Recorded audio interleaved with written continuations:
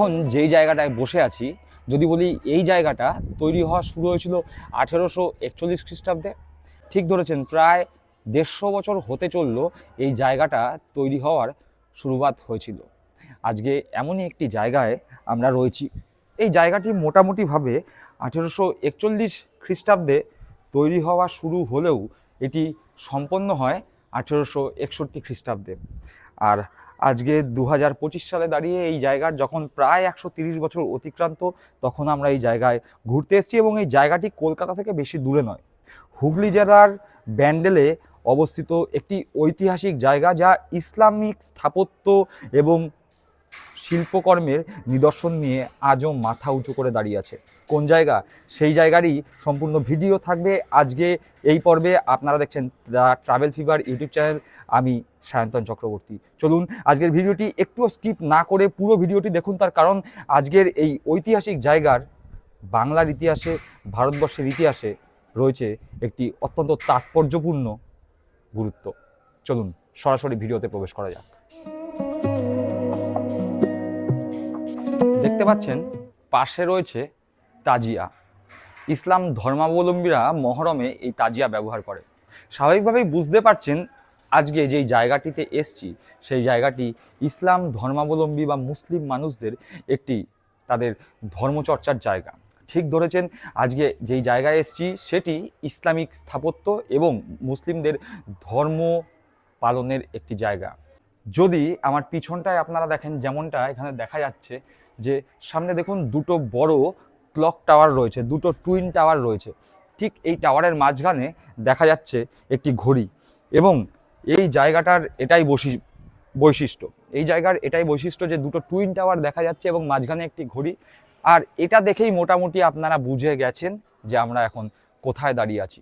ঠিক আমরা দাঁড়িয়ে আছি হুগলি জেলার ইমামবাড়ায়। হুগলি জেলার এই বিখ্যাত পর্যটন কেন্দ্র ইমামবাড়ায় আসতে গেলে হাওড়া বা শিয়ালদা দুই স্টেশন থেকে আসা যায়। শিয়ালদা থেকে আসতে গেলে বর্ধমানগামী যে কোনো ট্রেন ধরে প্রথমে নামতে হবে ব্যান্ডেলে।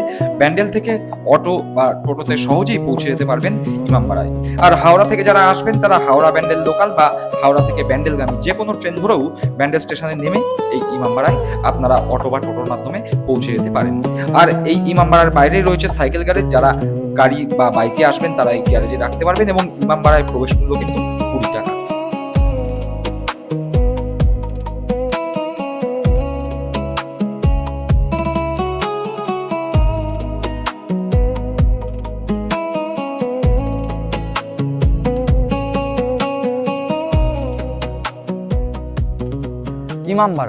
ইমামবাড়া শব্দের অর্থ বড় হলঘর বা প্রার্থনা করার জায়গা। আর এই হুগলিতে যেই ইমামবাড়া তৈরি হয়েছে সেটি হুগলি ইমামবাড়া নামে পরিচিত। এই ইমামবাড়া তৈরি করা শুরু করেন হাজি মোহাম্মদ মহসিন 1841 খ্রিস্টাব্দে। যদিও তার মৃত্যু হয়ে যাওয়ার পরে 1861 খ্রিস্টাব্দে এই ইমামবাড়া তৈরি সম্পন্ন হওয়ার পরে এই ইমামবাড়া দর্শকদের উদ্দেশ্যে এবং ধর্মপ্রাণ মুসলিমদের প্রার্থনার উদ্দেশ্যে খুলে দেওয়া হয়। তারপর থেকে আজও মাথা উঁচু করে ইসলামিক স্থাপত্যের এক নিদর্শন নিয়ে দাঁড়িয়ে রয়েছে এই ইমামবাড়া।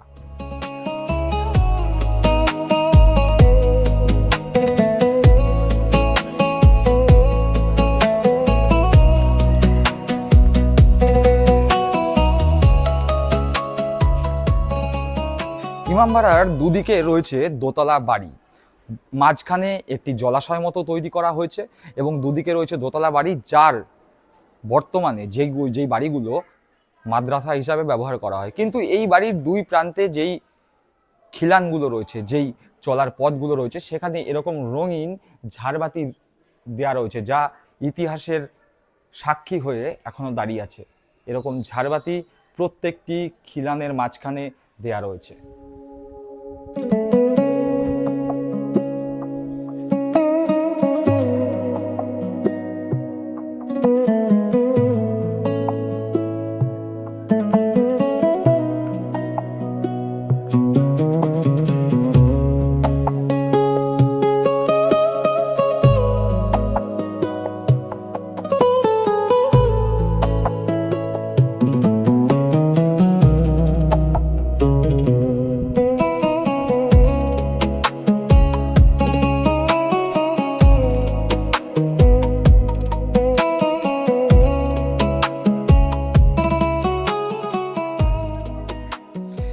ক্লক টাওয়ারটি সামনে থেকে দেখলেন, সেই ক্লক টাওয়ারের একদম উপরে পৌঁছে গিয়ে ঘড়িটিকে দেখা যায় এবং এই ঘড়িটিকে দেখার জন্য ক্লক টাওয়ারটিতে ওঠার জন্য 152টি সিঁড়ি পার করে যেতে হয় এবং সেই সিঁড়ি দিয়ে ওঠার ঘর এটি।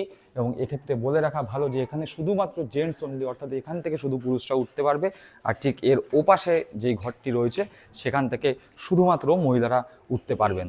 ছেলে এবং মেয়েরা একসাথে একই সিঁড়ি দিয়ে উঠতে পারবে না, এটি এই ইমামবাড়ার নিয়ম।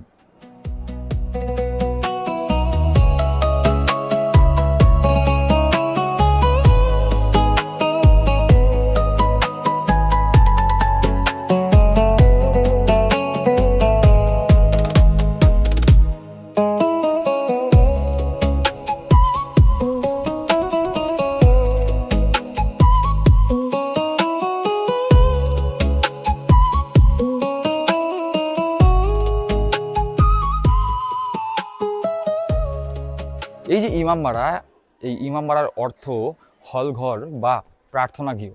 অনেকে বলেন এখানে ইমামরা থাকতেন। তার ঘটনা হচ্ছে কোথায় প্রার্থনা হতো, ঠিক সামনে যেই জায়গাটি দেখা যাচ্ছে যে বিরাট হলঘর, এখানেই প্রার্থনা হতো এবং এক দেয়ালে লেখা আছে উর্দু ভাষায় কোরআনের আয়াত। চলুন এই হলঘরটি বা প্রার্থনা স্থলটি একবার ঘুরে দেখা যাক।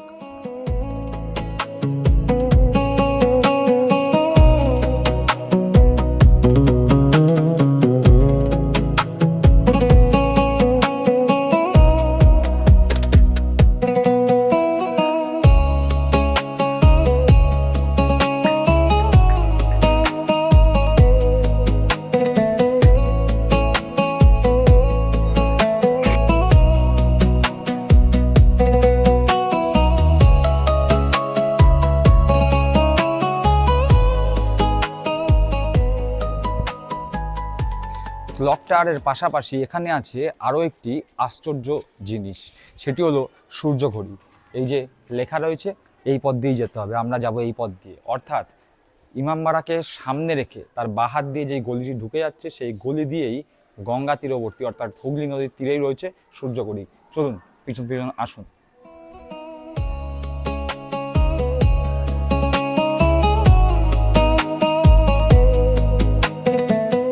যেই রাস্তা দিয়ে আসলাম সেই রাস্তার সামনেই এই ইমামবাড়ার পাঁচিলের শেষ অংশ। এই গেট দিয়ে বেরিয়েই সামনে দেখা যাচ্ছে হুগলি নদী, আর এই হুগলি নদীর তীরেই রয়েছে সেই আশ্চর্যজনক সূর্য ঘড়িটি, যা এখনও সূর্যের ছায়ার ওপর নির্ভর করে সঠিক সময় দিয়ে চলেছে। চলুন সেখানেই যাওয়া যাক।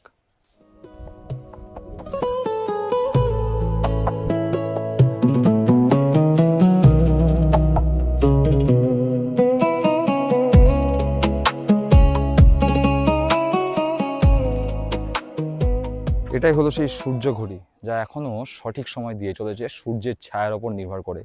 এইখানে রয়েছে 6, দেখুন রোমান হরফে লেখা রয়েছে এখানে 6, এইখানে রয়েছে 7, এইখানে রয়েছে রোমান হরফে লেখা 8, এই যে 9, 10, 11, এই যে 12। এই যে সময়, এই সময় এখনো পর্যন্ত সঠিকভাবে দেওয়া রয়েছে। ওখানে যেমন 6 থেকে দেওয়া রয়েছে, এখানেও আবার একই রকমভাবে 4, 5। ঠিক এইভাবে ছায়া যখন যেই দাগের ওপর পড়ছে সেই দাগ অনুযায়ী সময় এখনো সঠিকভাবে দিয়ে চলেছে এই সূর্য ঘড়ি।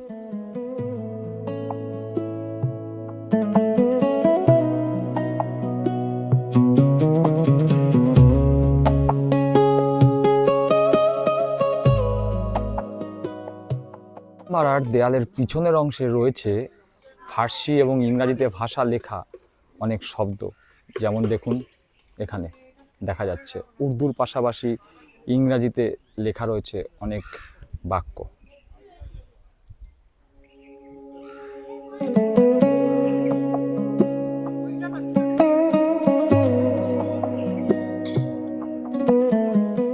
ইমামবাড়ার ঠিক পিছনে যেখানে সূর্য ঘড়ি আছে, সূর্য ঘড়ি থেকে যদি আপনি পূর্ব দিকে তাকান তাহলেই যা দেখতে পাবেন সেটি হচ্ছে হুগলি নদী বা গঙ্গা নদী।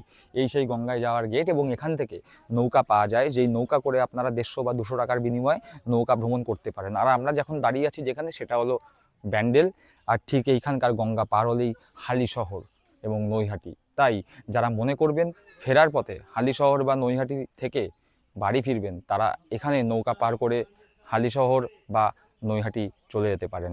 আর এখান থেকে নৌকা করে পাশেই রয়েছে ব্যান্ডেল চার্চ, সরাসরি ব্যান্ডেল চার্চও আপনারা পৌঁছে যেতে পারেন।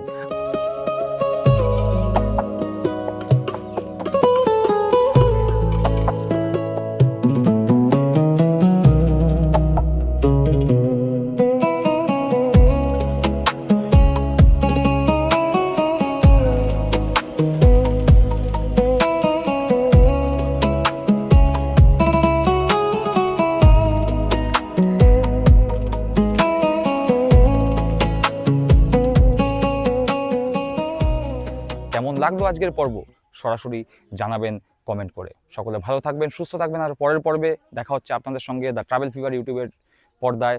আমি সায়ন্তন চক্রবর্তী থাকবো নতুন পর্বের নতুন গল্প নিয়ে। ততক্ষণের জন্য বিদায় বন্ধুরা, সকলে ভালো থাকবেন।